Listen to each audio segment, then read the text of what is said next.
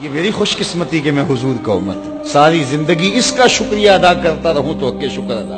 ہم حضور کے امتی، نبی انتظار کرتے رہے، نبی منتظر رہے۔ حضرت عیسیٰ نے تو نام بھی بتا دیا نا، لوگوں میں جا رہا ہوں چلو نام بھی بتا دیتا ہوں، میرے بعد جو آنے والا اس کا نام احمد ہوگا۔ نبی انتظار کرتے رہے، 12 نبیوں نے انتظار کیا حضور کی امت میں ہونے کے لیے، تمنا کی۔ نستورہ راہب انتظار کرتا رہا، بحیرہ راہب انتظار کرتا رہا، زندگیاں گزار دی انہوں نے۔ سلمان فارسی کی کہانی سن لو، مجوسی کے بیٹے تھے، حق کی طلب میں نکلے، باپ نے گھر سے نکال دیا، ایک پادری کے پاس جا کے رکے، زندگی بھر اس کی نوکری کی۔ جب اس کا آخری وقت آیا اس نے کہا میری تدفین کے بعد غموریا چلے جانا، وہاں کا پادری خدا رسیدہ ہے، تجھے اس سے کچھ مل جائے گا۔ کہتے میں وہاں سے غموریا آ گیا، پھر اس پادری کی ساری زندگی خدمت کی۔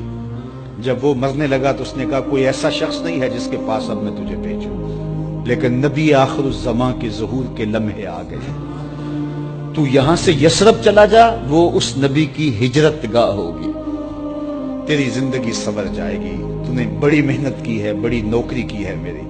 کہتے میں نے اس کو کہا کہیں ایسا نہ ہو میں دھوکہ کھا جو مجھے کوئی نشانی بتا دے۔ اس نے کہا 3 نشانیاں، ایک صدقہ نہیں لے گا، دوسرا ہدیہ رد نہیں کرے گا، تیسرا 2 کندھوں کے درمیان مہر نبوت۔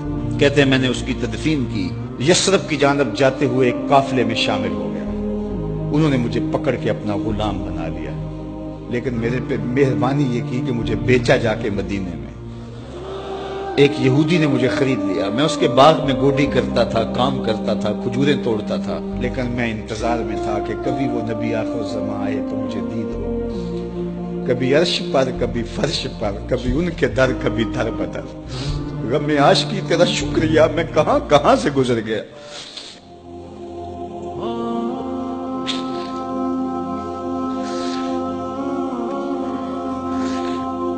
کہتے ہیں ایک دن میں اپنے باغ میں کھجوریں توڑ رہا تھا کہ ہواؤں میں مستی پیدا ہو گئی اور ہر سمت سے طلع البدر علینا کی صدائیں گونجنے لگی۔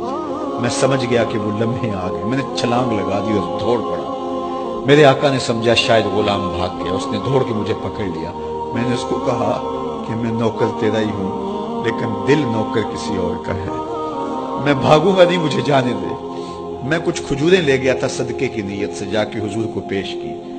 آقا کریم نے فرمایا ہم نبی صدقہ نہیں لیتے۔ کہتے ہیں نشانی ایک پوری ہوگی، کہتے ہیں کہ میں کچھ دنوں کے بعد اور کھجوریں لے گیا اور میری نیت ہدیہ کی تھی، میں نے پیش کی، حضور نے قبول فرما لی۔ لیکن میں بھی کہتا تھا تیسری نشانی بھی پوری ہو لے تو پھر مانوں گا، اور وہ کیا تھی؟ 2 کندھوں کے درمیان مہر نبوت۔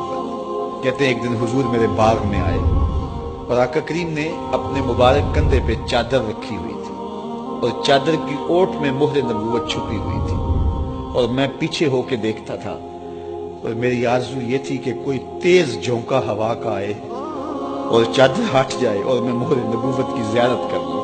حضور میرے ارادہ قلب سے آگاہ ہوئے، فَأَلْقَى إِلَيَّ رِدَاءَهُ، حضور نے چادر اتار کے میری جانب پھینکی اور پھر ایسے رخ کر کے فرمایا انظر الی ما امرت بہ، اس پادری نے جو بتایا تھا دیکھ لے آ کے۔ تو کہا میں نے دیکھا کہ حضور کے کندھوں کے درمیان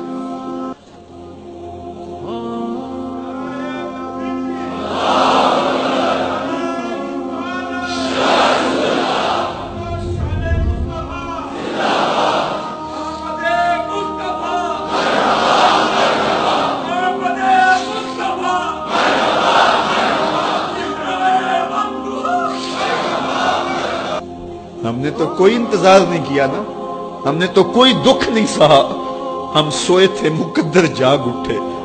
ہمارے والد مسجد سے مولوی صاحب کو بلا لائے، انہوں نے کان میں آ کے کہا مبارک ہو تو حضور کا نوکر بن کے آ رہا۔ ہمیں وہ نبی ملا جو نبیوں کا نبی۔